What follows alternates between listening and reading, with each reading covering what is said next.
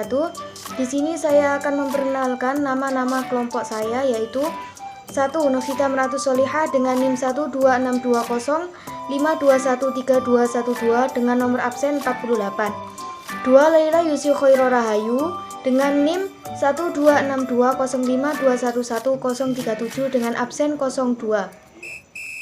3. Muhammad Faizul Mutakin dengan NIM 1262052111045 dengan nomor absen 10. Presentasi filsafat umum tema 2, cabang dan metode filsafat serta hubungan ilmu pengetahuan dan agama. Dosen pengampu M. Fatun Nator MAG. Cabang filsafat menurut beberapa tokoh. Filsafat itu bersifat generik, maka dari itu banyak para tokoh memikir atau filosof berusaha untuk mendefinisikan filsafat. Sehingga dengan adanya berbagai definisi dari para ahli tokoh mengenai filsafat ini. 1. Plato. Filsafat Plato ini adalah pengetahuan mengenai segala yang ada. 2.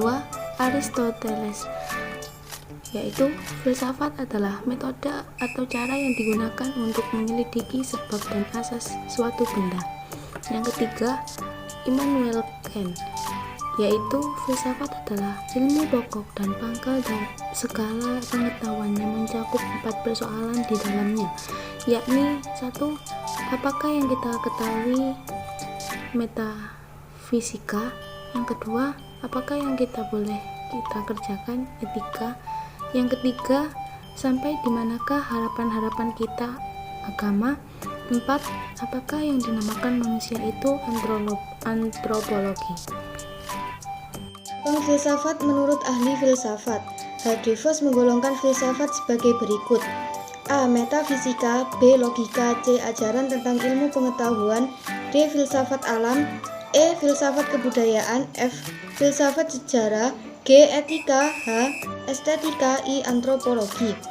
Prof. Albuere Castel membagi masalah filsafat menjadi 6, yakni A. Masalah teologis, B. Masalah metafisika, C. Masalah epistemologi, D. Masalah etika, E. Masalah politik, F. Masalah sejarah.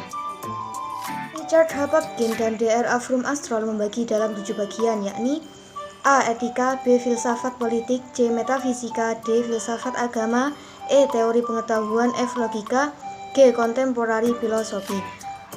Dr. Langevold menyatakan ada 3 lingkungan masalah, yakni lingkungan masalah keadaan, metafisika, manusia alam, B. Lingkungan masalah pengetahuan, teori kebenaran, teori pengetahuan, logika. C. Lingkungan masalah nilai, teori, nilai etika, estetika berdasarkan religi. Metode filsafat. 1. Ontologi merupakan salah satu di antara lapangan kajian kefilsafatan kuno. Dibagi menjadi 2, yaitu ontologi dan metafisika. Yang kedua, objek formal ontologi. Nomor 2, epistemologi. Objek kajian yang menarik karena disinilah dasar-dasar pengetahuan maupun teori pengetahuan manusia bermula. Dibagi menjadi 4, yaitu yang pertama asal mula pengetahuan, yang kedua terjadinya pengetahuan, yang ketiga kebenaran pengetahuan, yang keempat sumber pengetahuan. 3. Aksiologi. Aksiologi merupakan cabang filsafat ilmu yang membicarakan tentang pengetahuan itu sendiri dan bagaimana manusia menggunakan ilmu tersebut. Nilai dalam aksiologi.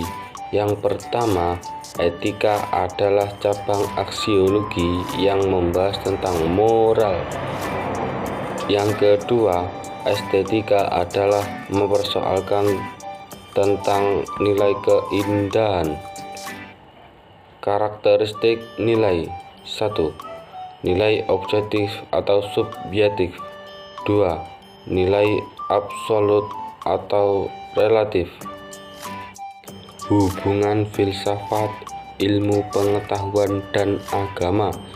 Sebagai pengetahuan yang dihasilkan dari produk berpikir manusia, maka ketiga jenis pengetahuan tersebut memiliki persamaan dan perbedaan. Persamaan. 1. merupakan sumber atau wadah kebenaran, objektivitas atau bentuk kebenaran. 2. Masing-masing mempunyai metode, sistem mengolah objeknya sampai habis-habisan. 3. Menjadi besar berkat pencarian dan perenungan yang didorong oleh cinta yang murni kepada kebenaran. Perbedaan. 1. Filsafat dan pengetahuan dari manusia sendiri, sedangkan agama dari Allah. 2. Filsafat menggarap bidang yang umum, sedangkan ilmu membahas bidang yang khusus. Dalam agama, pengabdian lebih sentral dari pengetahuan. 3. Agama bersifat dogmatif. Ilmu harus dioperasialisasikan karena ilmu bukan hanya sarana berpikir. Terima kasih sudah menonton video kami. Semoga bermanfaat. Saya akhiri dari sini. Ada kurang lebihnya mohon maaf. Wabillahi taufiq wal hidayah. Assalamualaikum warahmatullahi wabarakatuh.